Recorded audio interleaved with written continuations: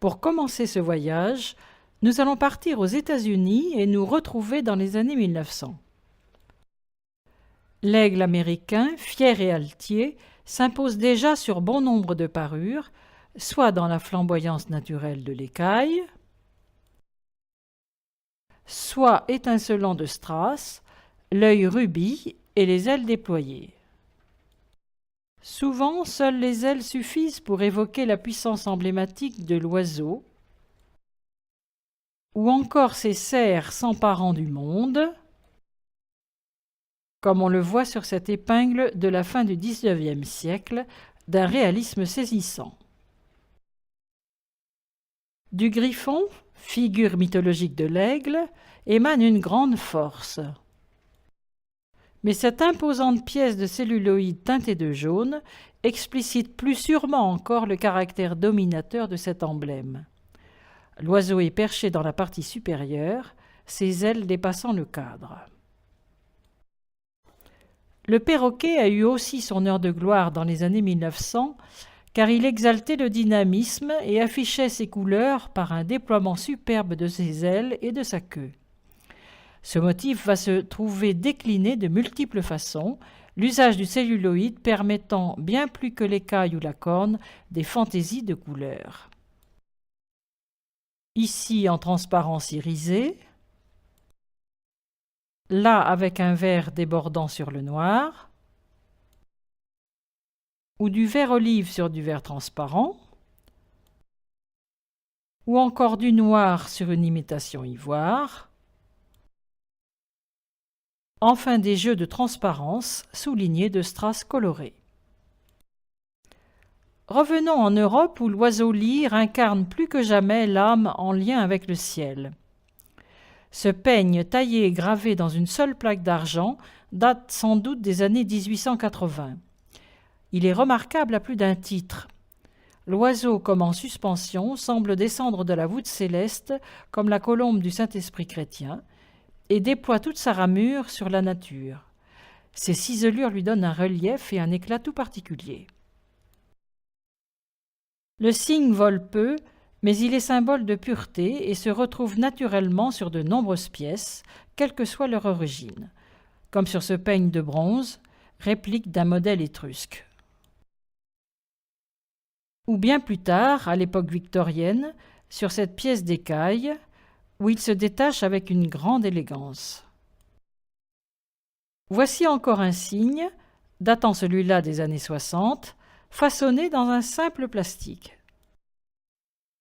Le pan couronné donne grâce et élégance aux épingles comme celle-ci, de style Art Nouveau, traitée cependant de façon grand siècle.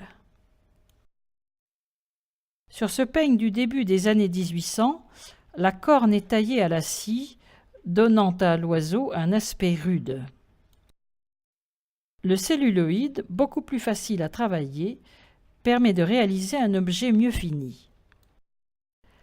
À la représentation figurative peut s'ajouter une exploitation graphique du motif. Par exemple, avec ce spécimen des années 1910, signé Auguste Bonnat, en celluloïd, qui associe le fond et la forme dans un beau jeu de symétrie. Cette symétrie est reprise plus nettement encore par Boutet de Monvel, à la même époque, avec ce peigne diadème orné d'améthyste qui met en scène 4 grues en vol, vues de profil. Il faut un temps d'observation avant d'avoir reconnu les pattes de l'oiseau aux extrémités, puis ses ailes et sa tête au centre. En France tout particulièrement, les ornements de coiffure s'emparent de nombreuses espèces d'oiseaux car elles permettent un renouvellement des formes. Le coq assez peu féminin reste anecdotique, ici sur une barrette en écaille blonde. Mais on pourra trouver par exemple des pigeons en argent filigrané ou en métal doré orné de strass et monté sur tremblant à une épingle de corne. Le tremblant est en fait un ressort qui donne du mouvement à l'oiseau. Sur cette autre épingle, un charmant petit oiseau déploie ses plumes en argent filigrané. Autre peigne encore, où l'oiseau en motif central déploie ses ailes dans un entrelacs aérien d'écailles. Là, une mésange huppée auréolée d'arcades ciselées.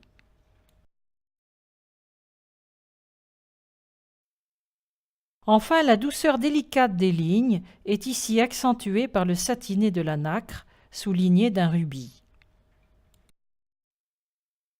Les peignes de poupée s'approprient également ce motif. Celui-ci ne fait pas plus de 5,5 cm. Il est fortement grossi ici pour révéler la richesse des détails d'une très harmonieuse symétrie. L'Art nouveau n'a pas manqué d'interpréter ce thème. Ici sur Corne claire, où deux moineaux se disputent une baie rouge. Cette magnifique pièce, tout à fait dans l'esprit de Georges Fouquet ou Lucien Gaillard, saisit les oiseaux dans un moment de vie particulièrement intense. Forme stylisée, jeu de matière, variation de couleurs, nous sommes dans les années 70. Ces créations sont signées Léa Stein, née à Paris dans les années 30. Avant de nous attarder sur les peignes de style hispanique, arrêtons-nous un instant sur deux pièces d'origine mexicaine, l'une en corne, issue de l'art populaire, mettant en scène un oiseau attaquant un poisson de façon saisissante.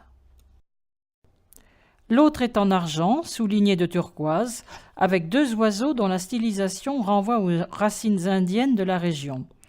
Les dimensions sont modestes, 8 cm sur 8, ce qui n'est pas le cas des peignes à mantilles hispaniques que nous allons découvrir maintenant. Voici une pièce spectaculaire de 22 cm de haut sur 18 cm de large, formant une dentelle d'écailles d'une richesse extrême. On reconnaît la figure traditionnelle du phénix chinois, tenant dans son bec une vasque, et quelques lotus se mêlant aux autres fleurs. Il s'agit très certainement d'un travail chinois réalisé pour la clientèle occidentale, comme c'était souvent le cas au XIXe siècle. Plus extravagante encore par ses dimensions, 34 cm sur 28, cette pièce du début du XIXe siècle, taillée et gravée dans une écaille flammée, atteint les sommets de l'élégance. Deux puissants oiseaux se restaurent à une vasque aux fruits exotiques, au milieu d'un décor luxuriant souligné de palmettes. Remarquez la complexité de la scène qui réclamait des artisans, et j'aimerais dire des artistes, une technique sans faille. De tels peignes imposaient aux dames un port de tête altier qui fatiguait beaucoup la nuque. Mais que n'étaient-elles prêtes à endurer pour se parer de la sorte? Dirigeons-nous vers l'Orient, en passant d'abord par l'Iran, avec ce peigne de poche à l'étui de bois orné d'une délicate miniature. Arrêtons-nous en Inde et retrouvons le pont, figure traditionnelle sur les petits peignes à parfum. Soit la robe de l'oiseau couronné se fond dans la forme du peigne, soit il domine l'objet. L'Indonésie apporte également sa contribution avec des oiseaux beaucoup plus stylisés, généralement taillés dans de la corne noire de buffle d'eau. Leurs lignes courbes sont privilégiées car elles adoucissent considérablement la rectitude obligée des dents. Même jeu de courbes et de symétrie ici. Cette pièce traditionnelle est remarquable à plus d'un titre, car le peigne en tant qu'objet disparaît totalement derrière la représentation de l'oiseau. La partie verticale est constituée d'un treillis de graines allant du rouge clair au rouge sombre. Elle est amovible et glisse sur les dents. Au lomboc, c'est la corne entière qui est déroulée et sculptée d'un ancêtre, prenant appui sur un oiseau. Au Timor, on trouvera plutôt des pièces taillées dans de l'os avec de très curieux oiseaux. À la fois face à face et dos à dos, ils forment un graphisme extrêmement intéressant qui fait écho à la frise de petits hommes. On retrouve l'homme associé aux oiseaux sur cette pièce en bronze du Timor également. En remontant vers la Chine, nous trouvons une grande richesse, non seulement dans l'expression de ce thème, mais au niveau des matières. en métal argenté, comme celle-ci de l'époque Liao, ou celle-là en jade, avec des phénix stylisés, en jade encore, sur cette pique à chignon. Au XIXe siècle, le phénix, toujours lui, oiseau mythique et symbole féminin, se donne à voir fréquemment, comme sur ses épingles recouvertes de plumes de martin-pêcheur. Les plumes bleues irisées de ce minuscule oiseau font fureur, et tous les bijoux des femmes de l'aristocratie en sont recouverts. À noter ses positions dynamiques et même peu communes qui représentent l'oiseau en position de chute. Le bleu des plumes est souvent rehaussé de corail, car l'ornement doit resplendir dans les chevelures noires. Sur ces deux épingles en argent, le chamarré des plumes du pan est rendu par l'éclat des perles et du corps émaillé. On retrouve ces couleurs dans des pièces plus modestes où des moineaux délicats épousent la forme de l'objet lui-même. Celui-ci, comme on le voit, est de création plus récente. Sur cette barrette plate en argent, de tradition moins populaire, les couleurs subtiles de l'émail mettent l'oiseau en valeur.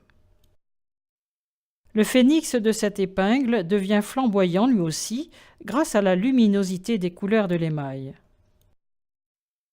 On en distingue mieux les détails sur cette image grossie. Les minorités ethniques chinoises ne sont pas en reste, avec des créations en métal argenté qui jouent avec l'espace et le mouvement.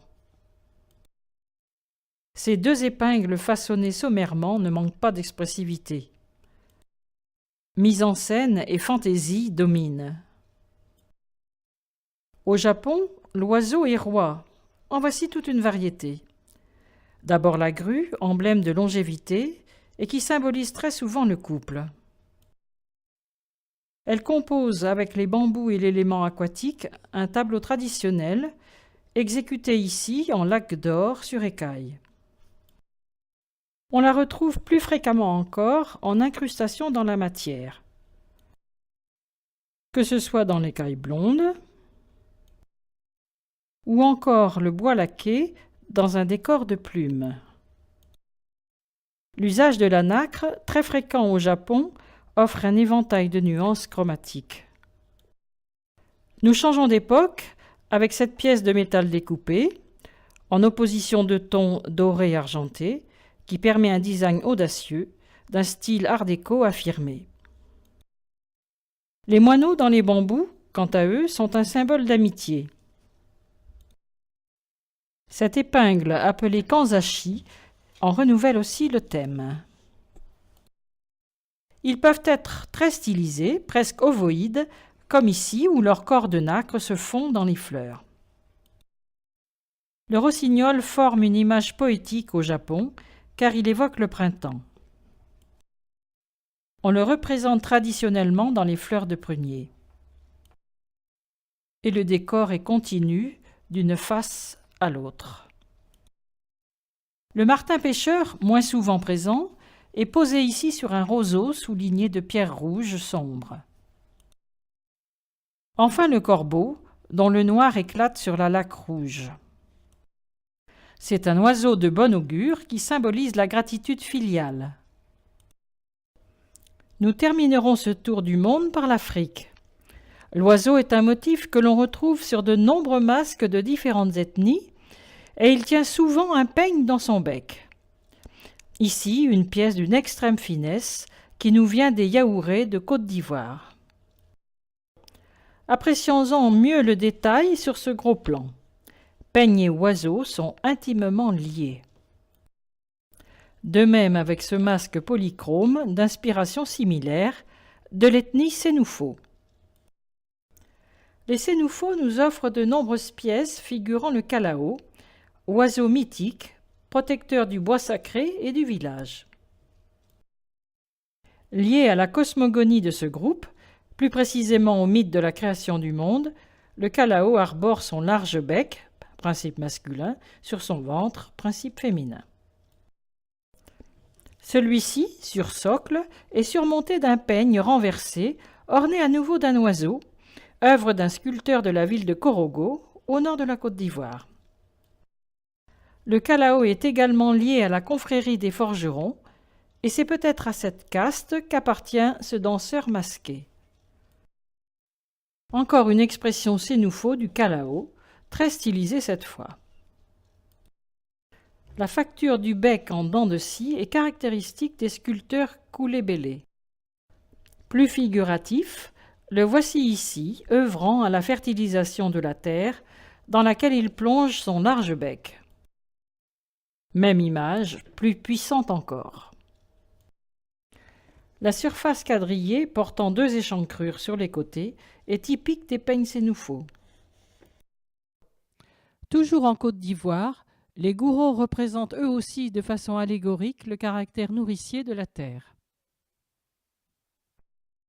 La symétrie est parfaite dans un jeu de lignes à la fois raffiné et puissant. Sans doute l'œuvre d'un sculpteur baoulé, cette pièce de prestige dégage une grande force. L'oiseau est magnifiquement ouvragé de dessins géométriques. Autre pièce de prestige intéressante, ce bronze, probablement originaire des Yoruba du Bénin, présente une tête double façon Janus. Le volatile, dit-on là-bas, se réfère au pouvoir des femmes, à leur prédiction et à la lutte entre le bien et le mal. Les Akans d'Afrique de l'Ouest ont souvent recours à la mise en scène de leurs symboles en symétrie au sein d'une arcade. Ces oiseaux curieusement adossés à des piliers veillent peut-être sur une panière recelant les ossements d'un ancêtre. Nous terminerons par une création d'une grande pureté formelle, dont la finesse de gravure pourrait bien provenir de l'ethnie baoulé. Taillé dans un beau bois blond, l'oiseau a le cou renversé et les plumes formant 3 jupettes superposées, d'une élégance extrême et d'une stylisation parfaite. Ainsi, les oiseaux apparaissent comme un motif décoratif majeur et récurrent, interprété par toutes les cultures. Leurs formes aériennes et colorées, leur beauté fragile, le champ auquel leur image est associée, leur confèrent une force symbolique universelle et en font une source inépuisable d'inspiration. Dès lors, peignes ou épingles dépassent le statut de simples objets. Dans les cheveux, au contact de la tête, partie sacrée de l'individu, ils facilitent comme